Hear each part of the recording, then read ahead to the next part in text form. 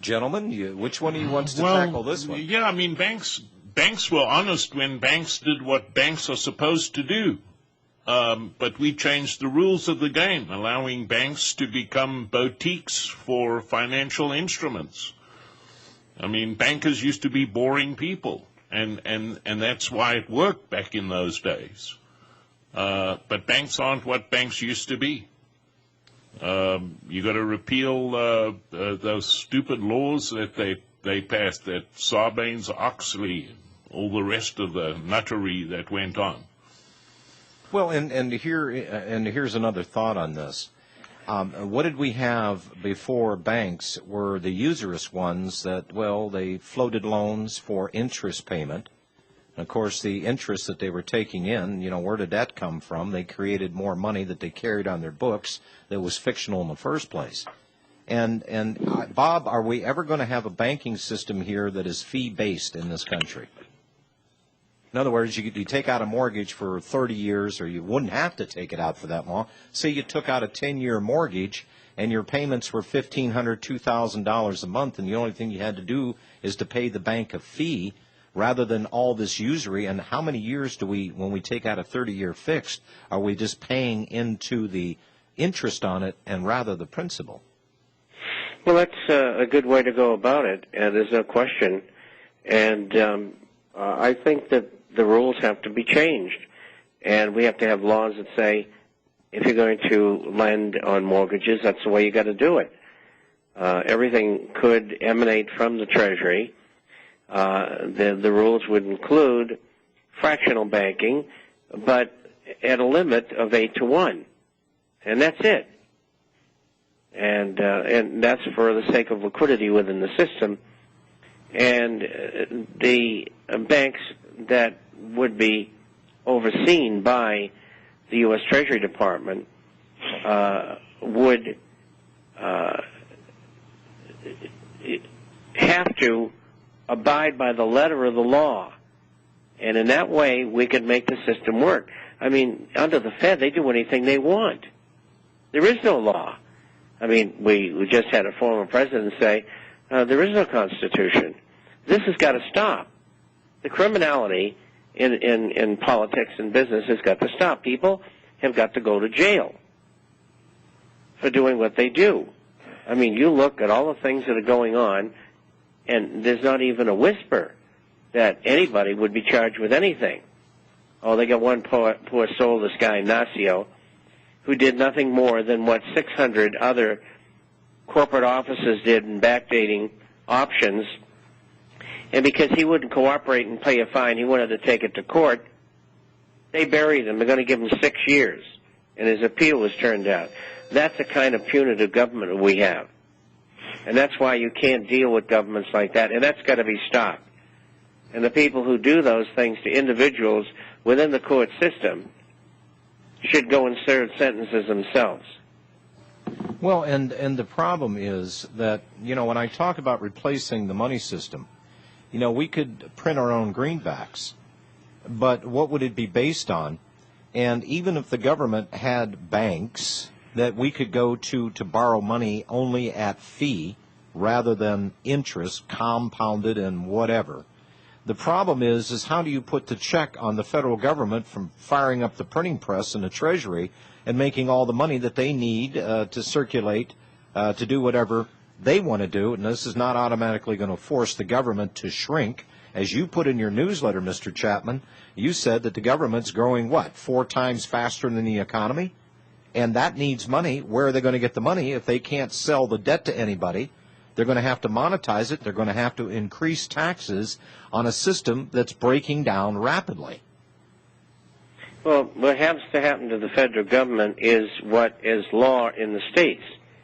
And they can't run a deficit. That ends it right there. Now you're talking common sense, which you could limit the increase in money and credit by Treasury to 3 or 4% a year. We'll say 3.5%, and that would fuel some minor inflation, but it would keep it under control, and the economy could continue to grow. It's something that I've accepted over the years that I don't like to accept, but it's something that you have to give on. All right. Well, Bob, why do you think we need to keep at least like an 8-to-1 on fractional reserve? That was my question. Thanks for asking it. I think the question was, why do I think? We have to keep an 8-to-1. On the fractional reserve? Because there's got to be liquidity in the system, and as long as it's well controlled by government, and it can't be changed, and we can audit these people in banks more often than we do, usually it's just an exercise, then we can keep them from breaking up beyond the parameters that were within the law. Someone has got to